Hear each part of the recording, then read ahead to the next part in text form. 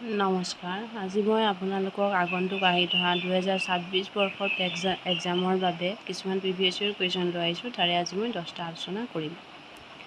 Celsius, kelvin and Fahrenheit স্কেলৰ মাজৰ সম্পৰ্কটো F-32/180 = C/100 = K-273.15/100। পদাৰ্থ, মৌল বা ক্ষুদ্ৰ কণিকা যিয়েই নহওক কিয়, পদাৰ্থ ক্ষুদ্ৰ অণুৰ সমষ্টি বুলি কৈছিল জন ডল্টন। কোষ আৱিষ্কাৰ কৰিছিল ৰবাৰ্ট হুকে। উদ্ভিদৰ সালোকসংশ্লেষণৰ সময়ত উৎপন্ন হয় অক্সিজেন। CNG ৰ ফুল form compressed natural gas. pH স্কেলৰ পৰিসৰ 0 to 14। m ভৰৰ বস্তু এটা যদি v বেগেৰে গতি কৰে তেন্তে তাৰ গতিশক্তি হ'ব E = 1/2 mv³। এটা লক্ষ্যবস্তু যদি অৱতল দাপোনৰ ভাঁজ কেন্দ্ৰত ৰখা হয় তেন্তে লক্ষ্যবস্তুৰ প্ৰতিবিম্বৰ অৱস্থান হ'ব কেন্দ্ৰবিন্দু।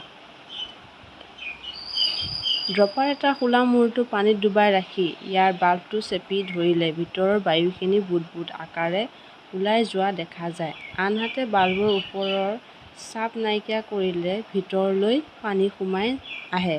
ড্ৰপাৰৰ ভিতৰলৈ পানী সোমাই যোৱাৰ কাৰণ হৈছে পানীৰ চাপ। টাইফয়েড ৰোগ চিনাক্ত কৰিবলৈ কি পৰীক্ষা কৰা হয়? উইডেল টেষ্ট। ধন্যবাদ।